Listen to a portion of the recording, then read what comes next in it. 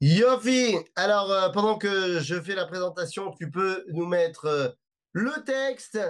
Et donc, Boker Tov les Koulam, effectivement, c'est la Iloula de Manitou. Et donc, c'est bien puisque nous étudions les oraux. On étudie avec ces enseignements. Et donc, ça sera très bien par rapport à cette Iloula. Donc, nous sommes dans le livre de Yehoshua, Josué, les amis, au chapitre 2. Voilà, allons-y. Fémérode.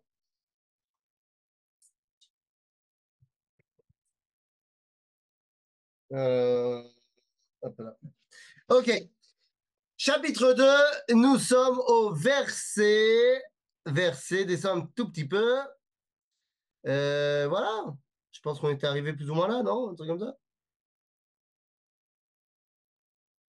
Ouais, un truc comme ça, non? Top. Alors, je récapitule.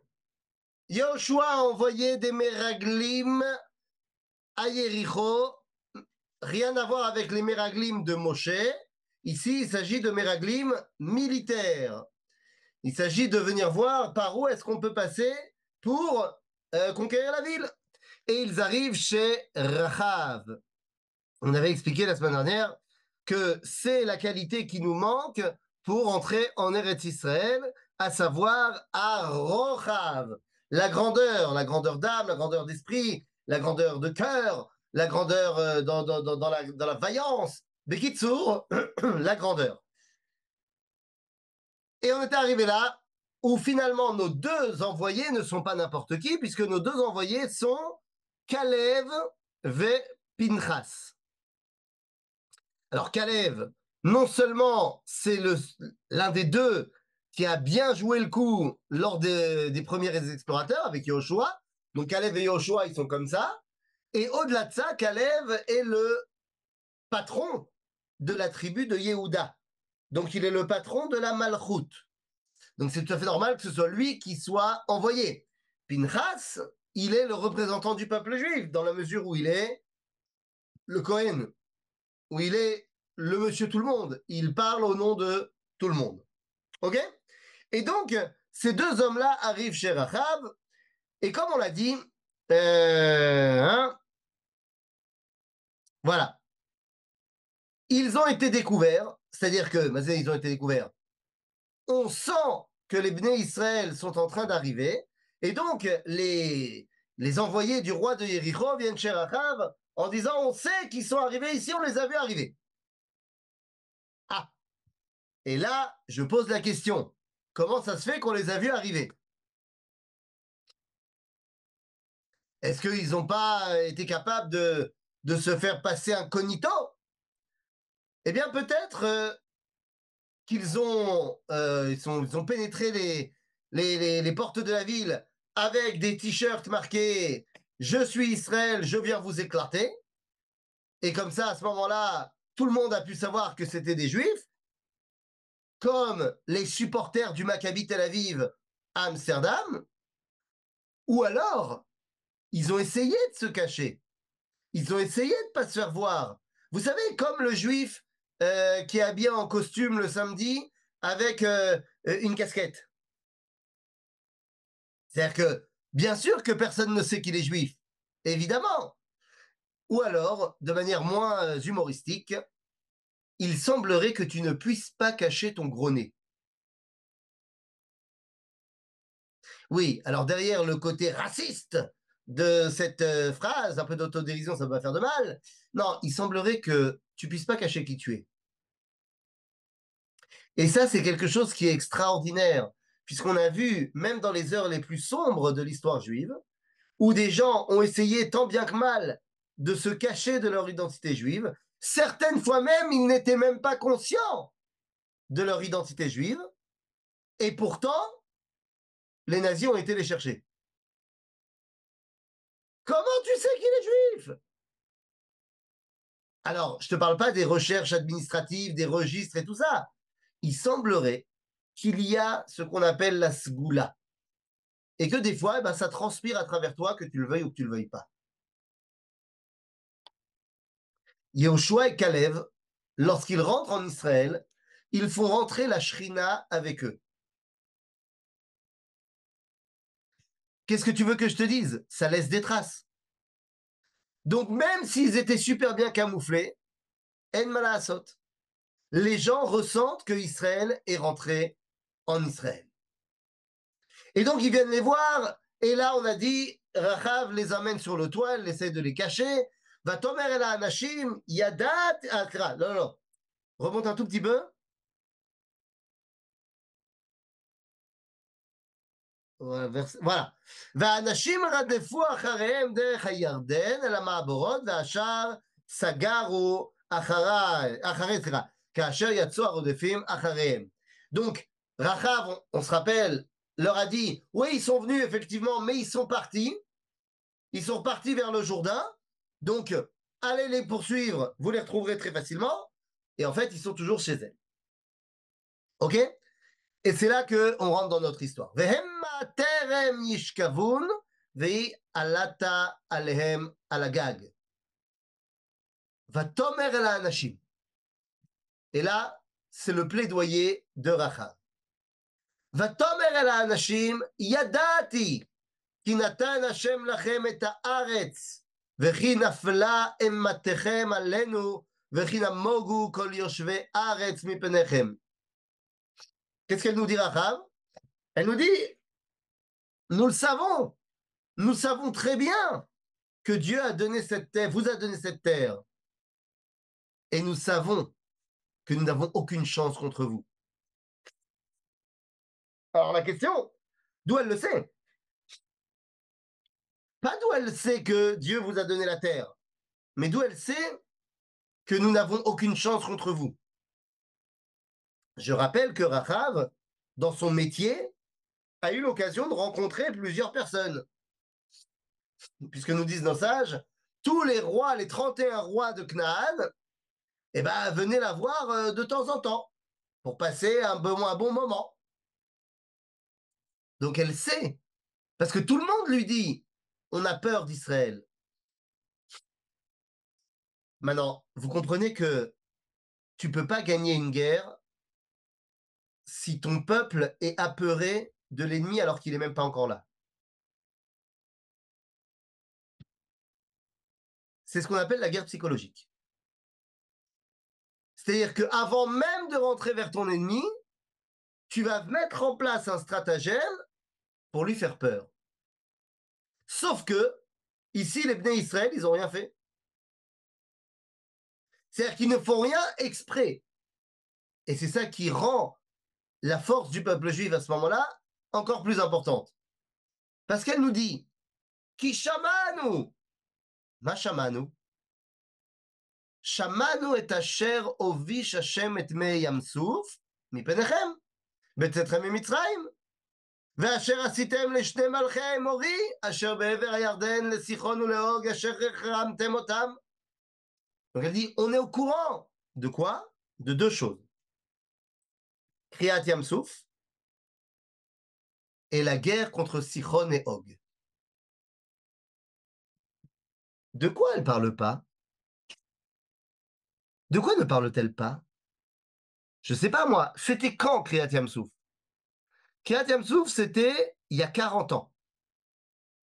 C'est-à-dire, de son point de vue, c'était il y a 40 ans. Alors, je veux bien que ce soit un événement marquant. Mais pourquoi est-ce qu'elle ne me parle pas, par exemple, de la première guerre du peuple juif, Milchemet Amalek? Réponse. Parce que Milchemet Amalek, c'est pas un bon exemple. Pourquoi c'est pas un bon exemple, Milchemet Amalek? Eh bien, tout simplement parce que à la fin de la guerre de Amalek, on n'a pas gagné. Enfin, on n'a pas gagné totalement. Puisque Yoshua, il n'a réussi qu'à affaiblir Amalek. Ce n'est simplement qu'une victoire, mais pas totale. Donc, si on avait parlé de Milchemet Amalek, on aurait pu dire, bon, Israël, on peut toujours se relever après eux. Donc, elle ne parle pas de Milchemet Amalek. De quoi ne parle-t-elle pas d'autres? Qu'est-ce qui s'est passé? Alors, on a dit, Kriyat Yamsouf, c'est il y a 40 ans. Sichon et Og, c'est une guerre contre des rois très puissants, hautement plus puissants que les rois qui étaient en Eretz Kenaan. Pourquoi avaient-ils peur? Les Cananéens ont conquis cette terre. Se sentent-ils imposteurs? Alors, il y a deux raisons. D'abord, oui. Évidemment qu'ils se sentent imposteurs, ils le savent très bien. Maintenant, au-delà de ça, militairement parlant, c'est ce qu'elle vient de nous dire. Nous, les rois cananéens, c'est qui? C'est le roi de Afek, c'est le roi de Megiddo, c'est le roi de Hatzor, c'est le roi de Jérusalem. C'est des roitelets. Chacun est roi d'une ville. Ils sont beaucoup moins puissants, séparément je parle, que Sichon et Og. Sichon à lui seul, son territoire, regroupe une vingtaine des rois cananéens. Et Og, l'autre vingtaine. Il n'y a pas 40, mais l'objet. C'est-à-dire qu'ils ont des territoires très grands, Sichon et Og. Et Israël vient de leur éclater la tête et vient de conquérir tout leur territoire il y a à peine 6 mois. Puisque la guerre de Sichon et Og s'est passée à Sukkot, et là nous sommes Erev Pessah. Donc ça fait 6 mois que les Bnei Israël viennent de détruire les ennemis les plus puissants. Donc qu'est-ce qui va se passer chez nous? Eh oui! Lorsqu'Israël fait des actions extraordinaires contre l'Iran, eh ben au Liban, ils ont peur. Parce que si Israël est capable d'aller frapper en plein milieu de l'Iran sans rien se prendre en retour, et en réussissant nos missions, bah alors c'est de la gnognotte d'arriver au Liban. Donc ici, elle dit on a peur. On le sait très bien. Mais de quoi elle ne parle pas? Elle ne parle pas de Mahamad al-Sinaï. C'est-à-dire que Rachav et les Cananéens, est-ce qu'ils n'ont pas entendu parler de Mahamad al-Sinaï? Ah, le dévoilement au mont Sinaï, ça a laissé des traces. Le Midrash dit que au moment où Dieu a parlé, toute la végétation s'est tue dans le monde entier. Les chutes du Niagara ont arrêté de chuter. Aval, c'est un événement qui, pour l'instant, n'a pas d'incidence sur le monde. Parce que la Torah ne pourra avoir une incidence sur le monde que lorsqu'il y aura eu la conquête de la terre d'Israël. Donc pour l'instant, ce qui nous intéresse, c'est pas Mahamad al-Sinaï. Ce qui nous intéresse, c'est que on sait que vous avez réussi à détruire Sichon et Og et que votre allié, Ribono Shel Olam, est le maître de la nature. Kriyat Yamsouf. Tov,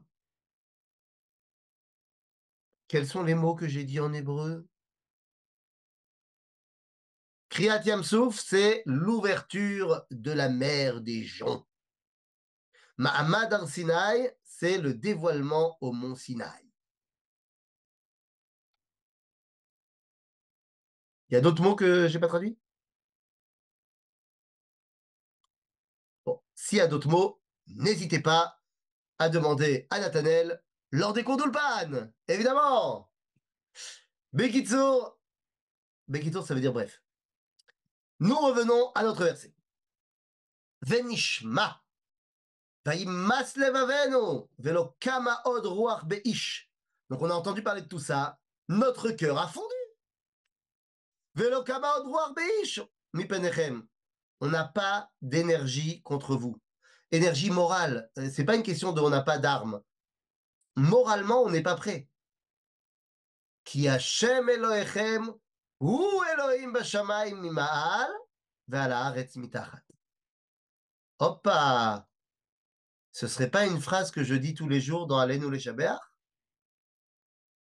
Dans la tfila de Aleinu le Shabbat? Eh ben oui. Et cette phrase, elle vient de qui? De Rachav.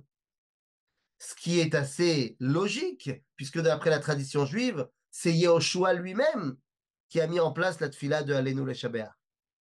Or, Yehoshua va se marier avec Rachav. Donc, finalement, bah, tout va bien. Mais alors, qu'est-ce qu'elle nous dit? Elle nous dit, nous savons que Hachem ou Elohechem. Là, elle dit, Elohechem? Je croyais que Dieu, c'était le Dieu du monde entier. Nahon, est-ce que vous connaissez cette phrase? Je crois qu'elle est un peu connue dans le peuple juif. qui dit Shema Israël, Adonai Elohenu, Adonai Echad. Je ne sais pas si vous connaissez cette phrase, je vais la traduire. Écoute Israël, l'Éternel est notre Dieu, l'Éternel est un.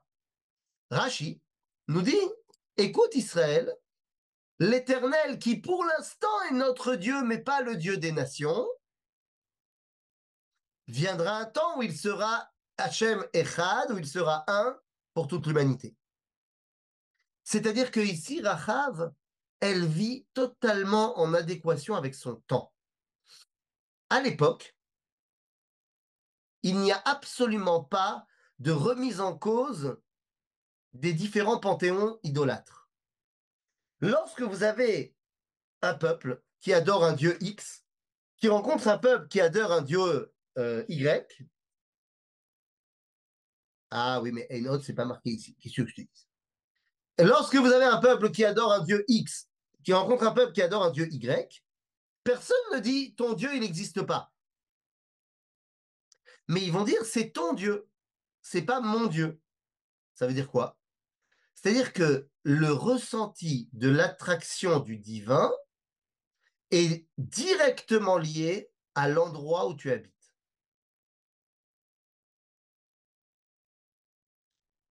Et donc, si j'ai l'impression que ça, c'est ton Dieu, ça veut dire que je ne le ressens pas chez moi. Je ne dis pas qu'il n'existe pas, mais je ne le ressens pas chez moi. Pourquoi est-ce que les cités grecques maritimes avaient comme Dieu principal Poséidon? Ben parce qu'elles étaient auprès de l'eau. Poséidon ne sera pas un Dieu principal lorsque nous sommes dans des cités plus proches des terres, enfin plus ancrées dans les terres. C'est normal. Donc, à l'époque, Yudke Vavke est très connu, mais il est connu comme étant le Dieu d'Israël. En d'autres termes, le Dieu du désert. C'est comme ça qu'il est vu dans le monde entier. Le Dieu du désert, Vézéou. À tel point, les amis, que la critique biblique au 19e siècle va nous dire Yudke Vavke, bien sûr. Alors les Juifs disent que c'est Dieu, mais les Juifs ont forcément tort. Donc en fait, on a fait des recherches et on s'est rendu compte qu'il y avait dans la culture midianite de l'époque une divinité des hommes qui habitaient dans les tribus qui habitaient dans le désert, qui appelait leur dieu Waouh Waouh.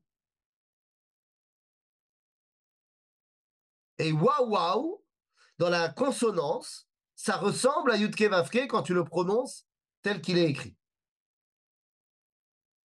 Alors ils ont dit, ah ben c'est le même. Et très souvent, la critique biblique pense qu'elle dit quelque chose de terriblement anti-juif, sans savoir qu'elle ne fait que mettre de la lumière sur quelque chose qu'on dit depuis toujours. Si je vous raconte une histoire, je vous demanderai de marquer dans le chat, on va faire une compétition, celui qui marque le plus vite la réponse a gagné. Vous devez me dire de quelle histoire je parle. Il était une fois un royaume qui n'avait pas de dirigeant. Parce que personne n'était suffisamment digne pour être le dirigeant. Il y avait une tradition dans ce royaume, car chez l'un des grands sages du royaume, il y avait une grosse pierre. Dans cette pierre, il y avait planté dans la roche. Quoi? La geste du roi Arthur? C'est quoi la geste? La légende! Ah, évidemment. Il y avait une roche et dans la roche, il y avait une épée. Et il était marqué dans un langage occulte que celui qui arriverait à sortir l'épée du rocher, eh bien, serait le roi d'Angleterre. La légende du roi Arthur. Sauf que c'est absolument pas de ça dont je parlais. Tu as écrit trop vite. Eh oui, David a raison. Bien sûr. il y a une histoire qui précède de loin le roman de Chrétien de Troyes du XIIe siècle. Il s'agit de la légende du bâton de Moshe. À Midian, chez Yitro, il y avait dans son jardin une grosse pierre. Dans cette pierre, il y avait un bâton planté dans la roche. Et Yitro avait dit qu'il marierait sa fille au premier qui réussirait à sortir le bâton du rocher. Il y avait marqué sur ce rocher une inscription. Yud, et ensuite Hey, et ensuite Vav, et ensuite Hey. Et à ce moment-là, tous les princes de la région sont venus, ils n'ont pas réussi. Moshe est arrivé, et au moment où il s'est approché du bâton, la pierre s'est ouverte. Moshe a pris le bâton, et c'est devenu le bâton de Moshe. Incroyable. Évidemment que la légende du roi Arthur a été copié-collé de cela. Mais ça veut dire quoi? Ça veut dire que sur le bâton, qui était le bâton emblématique de Midian, il y avait marqué Yudke Vavke. Donc quand la critique biblique, elle te dit « Ah, Yudke Vavke, c'est un dieu midiani », mais non, c'est juste que ce bâton, qui était le bâton d'Avraham Avinu, qui était le bâton de Yitzhak, de Yaakov, qui s'est perdu et qui est arrivé chez Yitro, eh bien en fait, il a été redévoilé grâce au peuple juif, lorsque Dieu dira Anochi Hashem Eloher. Donc, lorsque Rachav dit on sait que Hashem ou Elohechem ou Elohim Bashamayim, Mazé Bashamayim, Nachon, exactement. Donc, Mazé Elohim Bashamayim, parce que comment est-ce que c'est arrivé chez Pharaon? Yosef et Yosef Pharaon, mais qui t'as compris l'histoire. Bekitsour, la première guerre d'Israël, quelqu'un a posé la question, c'était la guerre de Amalek. Tout ça pour dire que Mazé Hashem ou Eloé Bashamayim Imal, ועל הארץ מתחת. מה זה בשמיים? Quand est-ce que Dieu il s'est dévoilé comme étant Elohim Bashamayim? Ah, ah, qu'est-ce qui se passe? Bah arrête, c'est facile. Kriyat Yamsouf, l'ouverture de la mer Rouge. Vema Hashamaim. Alors oui, le mont Sinaï, mais le problème c'est qu'elle ne fait pas référence au mont Sinaï. D'accord? Elle ne fait pas référence au mont Sinaï. Alors on peut dire les nuées, on peut dire aussi le Midrash, qui dit que Moshe a été aidé par des intempéries lors de sa guerre contre Sichon et Og. Le fait est que Rachav sait, et donc ça veut dire que tous les Knaanim savent que Kadosh Baruch Hu, chez les Juifs, il n'est pas ou là, puisque dans les autres cultures, dans les autres panthéons, il y a des dieux des cieux et il y a des dieux de la nature du sol. Et donc là, elle vient nous expliquer que tout le monde sait que le Dieu d'Israël, ou Gam Bashamaim, ve Gam Baaretz. Ve'ata. Ishavruna li ba'Hashem, כי עשיתי עמכם חסד, ועשיתם גם עם בית אבי חסד, ונתתם לי אות אמת, והחיתם את אבי ואת אמי ואת אחי ואת אחיותיי, ואת כל אשר להם, והצלתם את נפשותינו ממוות. Rachav demande, écoutez, je viens de vous sauver la vie. Donc, lorsque vous viendrez, épargnez ma famille. Je comprends la demande de Rachav. Mais ce que je ne comprends pas, c'est qui a donné la permission à Kalev et Pinchas de négocier sur l'ordre divin. Dieu a dit, ben non, ceux qui veulent faire la guerre, si le peuple n'a pas accepté la paix, alors on les éclate tous. Comment ils peuvent, eux, décider de laisser en vie une famille? Makara, qui leur a donné la légitimité? Même Moshe, il n'a pas cette légitimité a priori. Est-ce qu'on a le droit, lorsque Dieu a dit il faut faire A, est-ce qu'on a le droit de dire il faut faire B? Eh bien, d'après le judaïsme, on n'a pas le droit. Sauf dans un cas. Le cas, c'est si on est prophète.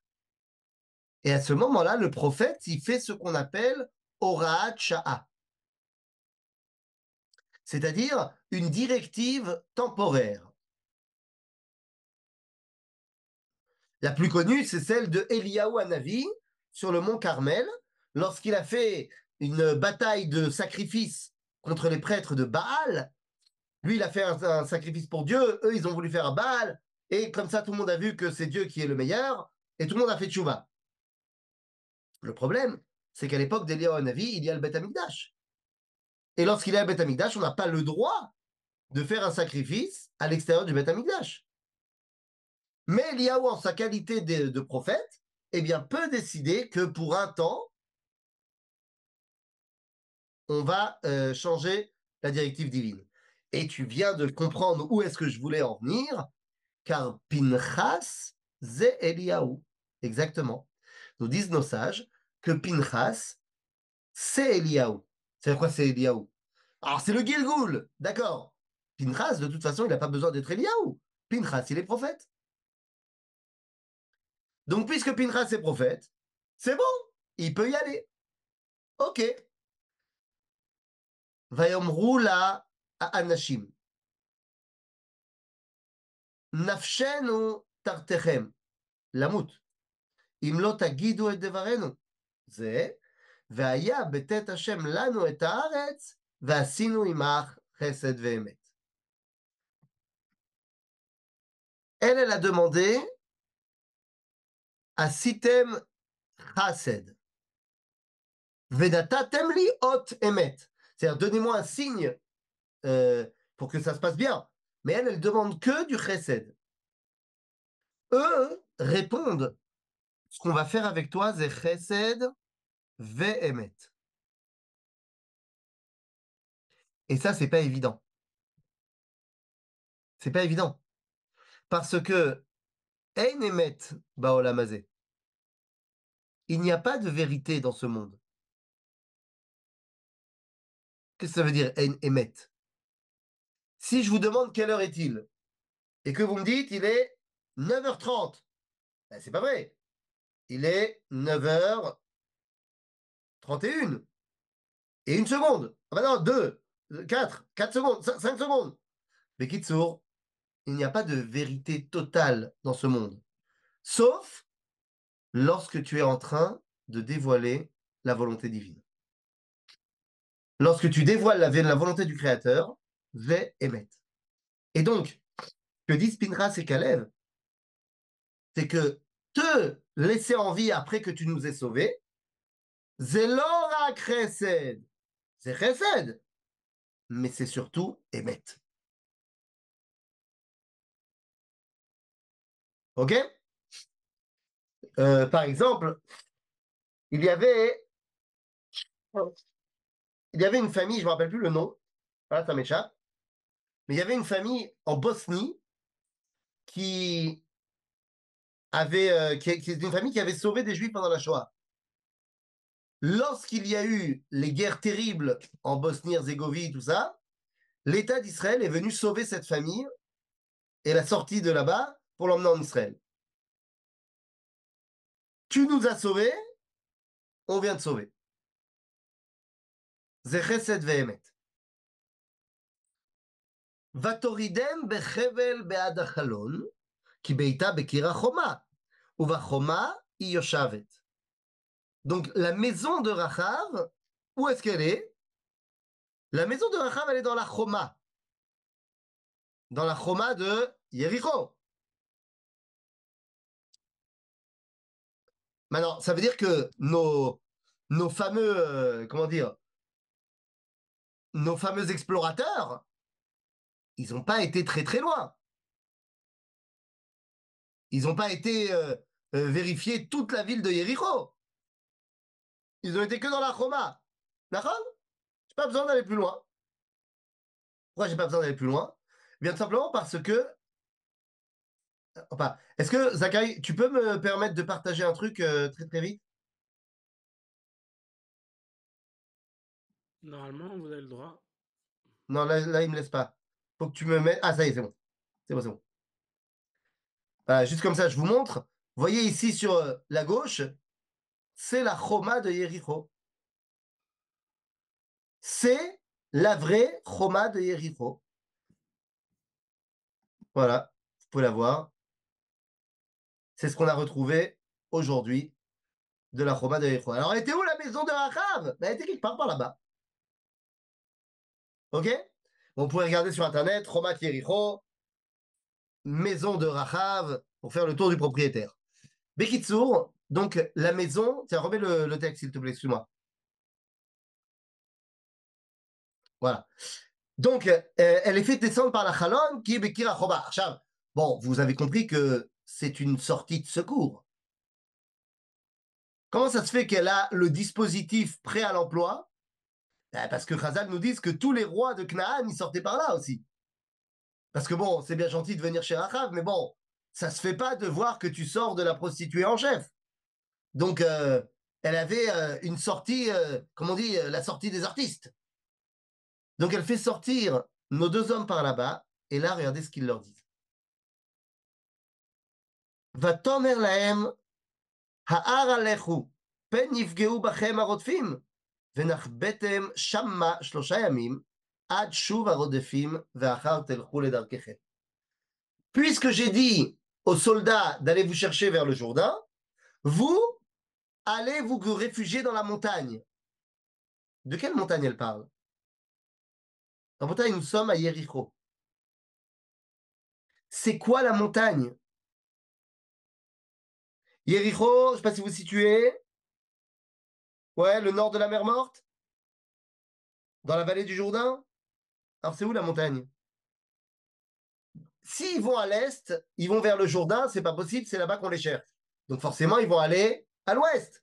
Nachon. La montagne, c'est Jérusalem. Hare Yerushalayim, les monts de Jérusalem. Et là-bas, ils vont y rester 3 jours. Les amis, ce concept de 3 jours dans la Torah, on n'a pas attendu le livre de Yahushua, c'est comme ça dans toute la Torah, ça montre la séparation qu'il y a entre Israël et le reste du monde. À chaque fois que vous voyez 3 jours dans la Torah, dans le Tanakh, c'est pour marquer la séparation entre le peuple juif et le reste du monde.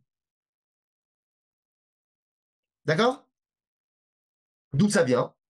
Eh bien, au niveau de la halakha, lorsque tu fais la Brit Mila, tu n'as pas le droit de bouger pendant 3 jours. Mais le monde, lui, il bouge. Nachon. Mais toi, tu bouges pas, toi, tu es occupé à autre chose. Et la Brit Mila, c'est ce qui nous fait rentrer dans l'alliance d'Israël. En d'autres termes, lorsqu'il y a cette différenciation de 3 jours, c'est pour montrer la différence entre Israël et les nations. Donc très bien. Tout le monde comprend en fait de quoi il ressort ici. Il ressort de comprendre que le peuple juif arrive, dévoile le nom de Dieu dans le monde par l'intermédiaire du peuple de la terre d'Israël. ויאמרו אליה האנשים, נקיים אנחנו משבועתך הזה אשר השבעתנו. Alors ok, on va remplir notre contrat. Ah ben attention, voilà le code. Voilà ce que tu dois faire. הנה, אנחנו באים בארץ. את תקוות חוט השני הזה תקשרי בחלון, אשר הורדתנו בו, ואת אביך ואת אמך ואת אחייך ואת אחייך ואת כל בית אביך תאספי אלייך הביתה. שלושת ימי הגבלה, exactement, les 3 jours de préparation pour recevoir la Torah, bien sûr, c'est la même chose. Bekitsour, c'est quoi le code? Tikvat Chut Hashani. Et là, il faut qu'on s'arrête 2 secondes. Mazé Chut Hashani. C'est fait avec quoi, Chut Hashani? Alors, le Shani en lui-même, c'est Tolaat Shani. Tolaat Shani, c'est un insecte. C'est avec cet insecte-là qu'on va pouvoir faire cette couleur. OK? Ça, c'est bon. Mais le chut, il est fait avec quoi? C'est-à-dire que Tolaat Shani, c'est du rouge. Mais quand on dit Tola Hachani, c'est l'insecte qui donne la couleur rouge. Mais Chut Hachani, eh bien justement pas. Justement pas du lin. Chut Hachani, c'est du tsemer. C'est de la laine teinte en rouge avec Tola Hachani. De la même façon que Trelet, c'est un fil de laine qui est teint avec le chilazone. Ok?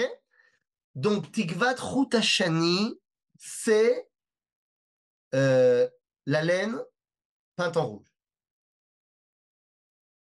Mais attendez, elle avait quoi sur son toit? Dans quoi elle les a cachés? Si je remonte un peu plus haut, si je remonte un peu plus haut, voilà, si je remonte encore un peu plus haut, encore un petit peu, encore un petit peu, hop là, Iné, stop. והיא העלתה מגגה, verset ו', ותתמנם בפשתי העץ הארוכות לה על הגג. C'est-à-dire que elle, ce qu'elle a, c'est pishtan, du lin. Kalev et Pinchas lui disent qu'il faut maintenant passer à la laine. Qu'est-ce que ça veut dire? Vous savez, il y a la mitzvah de Sha'atnez. On n'a pas le droit de mélanger le lin et la laine. Et la majorité des gens pensent qu'il s'agit d'un chok. Ils ont raison, c'est Béhémet un chok. Mais quand on dit que c'est un chok, la majorité des gens, et c'est là qu'ils n'ont pas raison, pensent qu'il n'y a rien à comprendre.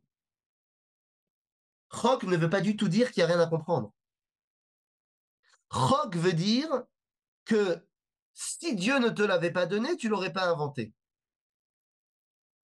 À la différence des mishpatim. Lorsqu'il y a des lois qui sont mishpatim, c'est des lois que tu peux retrouver aussi dans d'autres cultures. Chok, c'est Dieu qui nous a donné. Mais ça ne veut pas dire qu'il n'y a rien à comprendre. Qu'est-ce qu'on comprend de tu ne mélangeras pas le lin et la laine? Mais les amis, nous venons de sortir d'Égypte quand on reçoit cette loi. Alors, à cause de Caïn et Abel. Parce que Caïn, lui, il avait amené des fruits, et Abel, il avait amené des animaux. Donc, je dis, des animaux, il y a la laine, et Miket Siamim, de la récolte de Caïn, il y avait du lin. C'est nachon. Mais ça va plus loin. Ça ne s'arrête pas à Caïn et Abel. Puisque plus tard, on va être en Égypte. Or, en Égypte, les Égyptiens cultivent le lin et donc s'habillent en lin. Nous, les Hébreux, nous sommes des bergers, donc on s'habille en laine. C'est-à-dire que pendant 210 ans, tu vis dans une réalité où les Hébreux sont habillés en laine et les Égyptiens en lin. Tu sors de là et Dieu te dit, tu ne mélanges pas le lin et la laine. Qu'est-ce que ça veut dire? Eh bien, cela veut dire pas d'assimilation. Eretz Kenaan est sous domination égyptienne à ce moment-là. Cette domination est tombée, puisque l'Égypte est tombée suite à la sortie du peuple juif. Et donc, Kalev et Pinchas viennent expliquer à Rachav qu'il faut qu'elle se convertisse, qu'il faut qu'elle passe du lin à la laine. Et c'est pour ça que le Tikvat Chut Hashani, eh bien, il est fait en laine. Ok? Vas-y, tu peux redescendre. Hop, hop, hop, hop, hop, hop, hop. Iné. Encore un petit peu. Voilà. C'est bon. Donc הנה אנחנו באים בארץ את תקוות חוט השני הזה תקשרי בחלון אשר הורדתנו בו ואת אוויר ואת הימר ואת החייך ואת כל בית אוויר תאספי אלייך הביתה. Que tout le monde soit dans la maison. והיה כי כל אשר יצא מדלתי ביתך החוצה דמו בראשו ואנחנו נקיים וכל אשר יהיה איתך בבית דמו בראשנו אם יד תהיה בו.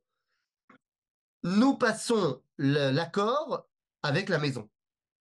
Donc, toute personne qui est dans la maison protégée, toute personne qui n'est pas dans la maison, Damo Berocho.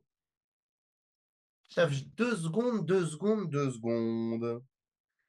Ça ressemble quand même vachement à un truc que je connais. Je sais pas moi, un moment où il y a un danger qui vient frapper, et pour être sauvé, il faut être dans la maison avec un signe rouge sur la maison. Hoppa! Makat Bechorot! Évidemment, la sortie d'Égypte, la dernière des plaies. Moshe dit au Bnei Israël, vous rentrez chez vous, vous restez dans la maison et vous mettez le sang du bélier sur les linteaux, sur les portes. Donc, qu'est-ce qui se passe ici? Kalev et Pinchas sont en train d'expliquer à Rachav comment est-ce qu'on sort d'Égypte, elle aussi. Ok? בסדר. ואם תגידי את דברנו זה, והיינו נקיים משבועתך, אשר השבתנו. C'est-à-dire, si tu vends la mèche, si tu nous dénonces auprès des autorités, notre accord est nul et non avenu. ותאמר כדבריכם כן הוא, ותשלחם וילכו, ותקשור את תקוות חוט השני בחלון. וילכו ויבואו ההרה, וישבו שם 3 ימים. Ce n'est pas Rabab qui décide de suivre le Dieu des Hébreux. Ah, attends. Rabab, ça veut dire Rachav. J'ai compris maintenant. 2 secondes. Ce n'est pas Rachav qui décide de suivre le Dieu des Hébreux, mais Kalev et Pinchas qui lui disent de se convertir. Oui, exactement. Elle a dit, je sais que Dieu vient vous donner la terre. Et gardez-moi en vie. En d'autres termes, qu'est-ce qu'elle demande, Rachav? Elle demande d'être, comment on dit, Ger Toshav. C'est-à-dire que pour elle, ça suffit de rester Ger Toshav. Kalev et Pinchas, ils comprennent que de Rachav doivent sortir beaucoup plus que Ger Toshav. Maintenant, ils lui disent de faire ça. Est-ce qu'elle va accepter ou pas? C'est comment dire, c'est sa responsabilité, c'est son choix. Mais n'oublie pas que Pinchas ou Eliaou, que de Rachav et Yoshua va sortir Cheskel Hanavi. C'est-à-dire que Pinchas, il voit qu'en cette femme-là se cache quelque chose. Alors il lui propose. Est-ce que ça veut dire qu'on est prosélyte? Non. Pourquoi? Parce que tu verras qu'on ne le refera plus. Donc il s'agit d'une personne, et d'ailleurs pas de toute sa famille, d'une personne en particulier. De la même façon que Moshe avait proposé à Yitro de rester avec nous. Ça va? Donc, וישבו שם האנשים וירדו מההר. לא, סליחה. וילכו ויבואו ההרה וישבו שם 3 ימים, עד שבו הרודפים, ויבקשו הרודפים בכל הדרך ולא מצאו. Donc, ils sont restés effectivement 3 jours. On m'a dit la différence entre Israël et les nations. Techniquement, leurs poursuivants sont revenus bredouilles. Ils les ont pas trouvés. Forcément, ils n'ont pas cherché au bon endroit. Mais ça veut dire que eux, maintenant, ils peuvent lancer les opérations. Donc, ושבו שני האנשים, וירדו מההר, ויעברו ויבואו אל יהושע בן נון, ויספרו לו את כל המוצאות אותם. Donc, qu'est-ce qu'ils leur ont raconté? ויאמרו אל יהושע, כי נתן השם בידינו את כל הארץ, וגם נמוגו כל יושבי הארץ מפנינו. Alors, 2 secondes. Ils n'ont été que à Jéricho et ils se sont cachés dans la montagne. Et encore, à Jéricho, ils ont été que dans une maison. Et ils viennent dire à Yahushua, tous les habitants de cette terre ont peur de nous. Ah, la dernière fois, vous êtes baladé pendant 40 jours quand même. Et vous aviez dit quoi en revenant? Les habitants sont trop forts. Eux, ils sont restés, je sais pas, 4 jours. et ils ont été à un endroit, et ils reviennent et ils disent, tous les habitants nous craignent. Shavma c'est Omer. Rappelez-vous ce qu'avaient dit les acolytes de Kalev et Yoshua pour faire peur au peuple juif. Ils leur avaient dit, ils sont des géants et nous sommes des sauterelles à leurs yeux. Quand tu te vois sauterelle, quand tu te vois petit, ben les autres te voient petit aussi. Comme disait un des rabbins que j'avais rencontré, le rabbin Dani Charatoun, il disait Kshe Am Israël margish et atzmo smartut, osim mimeno sponja. Ce qui veut dire littéralement, quand le peuple juif se prend pour une serpillière, eh bien les goïms passent avec lui la serpillière. Mais quand tu te vois, ben évidemment que c'est un tikkun. Évidemment, Daniel, bien sûr. T'as compris, évidemment que c'est le tikkun de Chet HaMeraglim. Parce qu'ils viennent et ils disent, le simple fait que nous ayons gagné nos guerres de l'autre côté du Jourdain fait que à leurs yeux, parce que nous, on a arrêté de se considérer comme des sauterelles. Alors à leurs yeux, on est devenus des géants. À leurs yeux, on est devenus ceux qui vont gagner cette guerre. Et ces paroles-là vont résonner dans le peuple juif en disant Zé ou Zé. Ça y est, on va gagner. Nous vivons la même chose aujourd'hui. Où nos ennemis, bien qu'ils ne le disent pas, ou alors qu'ils ont peur de le dire, mais nos ennemis se font dessus. Parce qu'ils savent très bien que les sauterelles, c'est plus nous. Et il y a cette dimension de Yehoshua. Non. Va la prendre. Non. Papa. Ben, non, je crois pas. Je sais pas. Ce que tu veux. Et pourquoi elle marche pas? Bon, Mouna, bon, Bekitsour, quand on se voit, voilà, les enfants, les enfants. Bekitsour, quand on se voit comme étant fort, les autres nous voient comme étant forts. Quand on se voit comme étant faible, les autres nous voient comme étant faibles. Le deuxième chapitre du livre de Yoshua, évidemment, vient faire le tikkun de la faute des explorateurs, mais vient surtout montrer au peuple juif et au monde que le peuple d'Israël est prêt à remplir son rôle. Rachav n'est que le prélude de ceux qui, dans le monde, vont reconnaître cette grandeur-là. Voilà, Chazak Baruch, il est 9h51. Vous pouvez rallumer les micros et poser vos questions. N'hésitez pas à lever la main pour poser vos questions.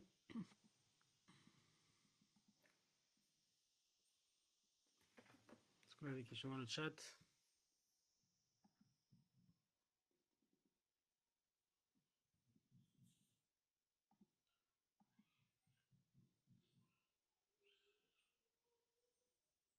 Vous dormez aujourd'hui ou c'était très clair ou alors vous en avez rien à faire? Pour une fois que je finis à l'heure. Oui, il y a une question.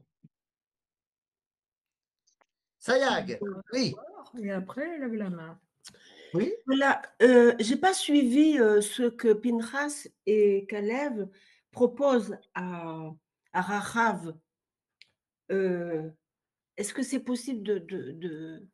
Ils lui disent de mettre le fil de laine rouge à la fenêtre.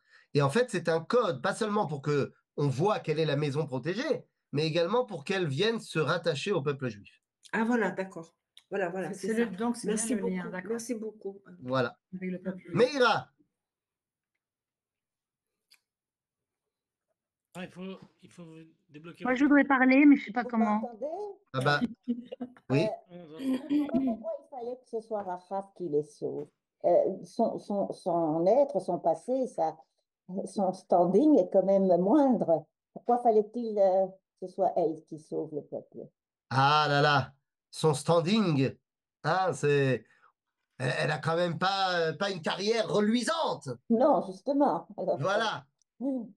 Il n'empêche que, comme on a expliqué la dernière fois, elle fait passer la malchoute de Canaan au peuple juif.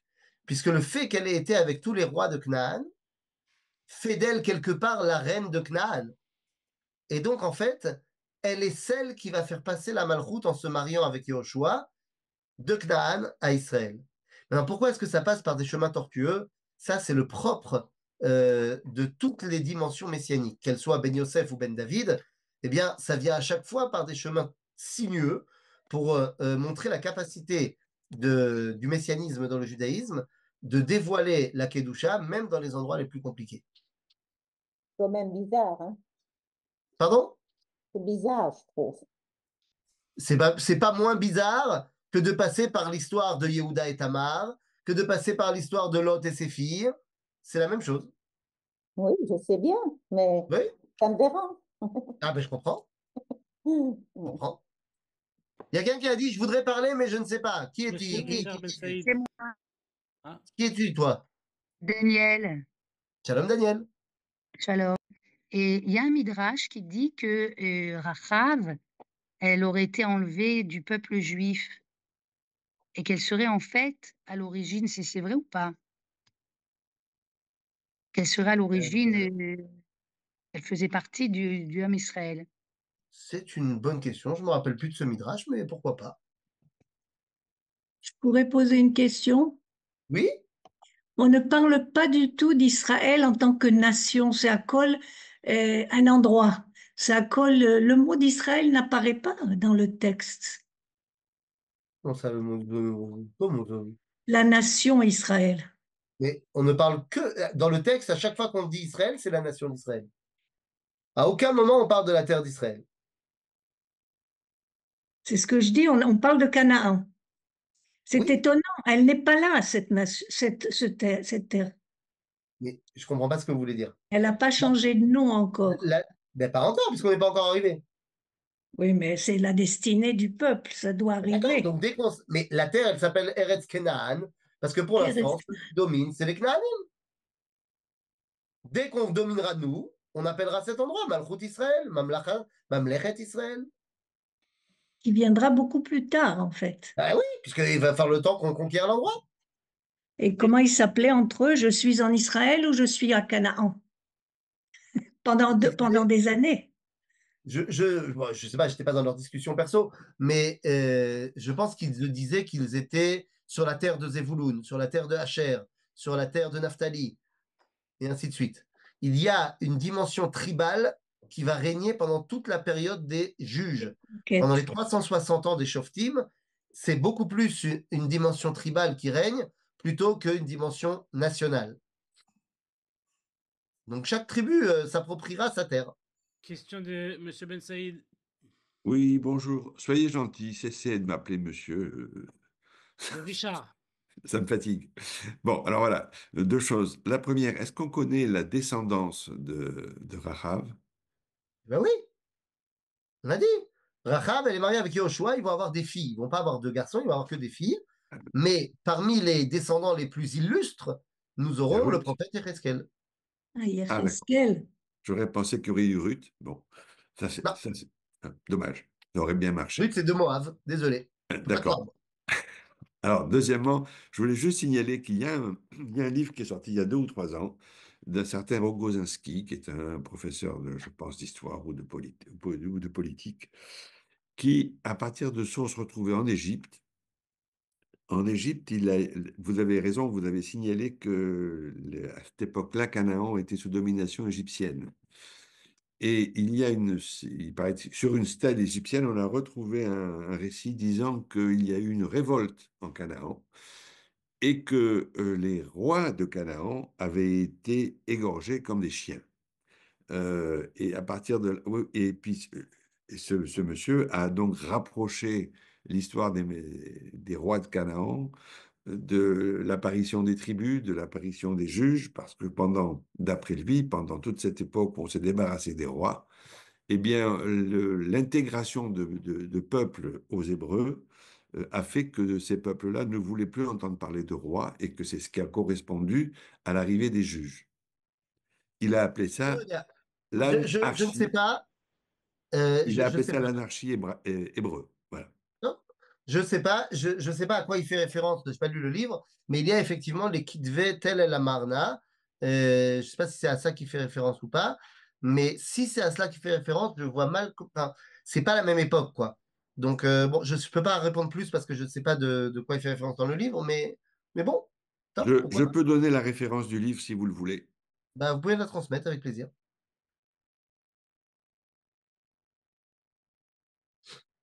Merci à tous. Dernière question. Pas de dernière question. Eh bien, les amis, Chazak Est-ce ou que vous Balzac? voyez le livre? Non, je ne vois pas le livre. Ah.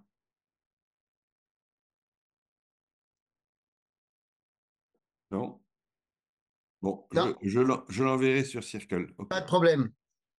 Eh bien, les amis, Chazak ou Baruch. Merci, merci beaucoup. Merci à Bye vous. bye.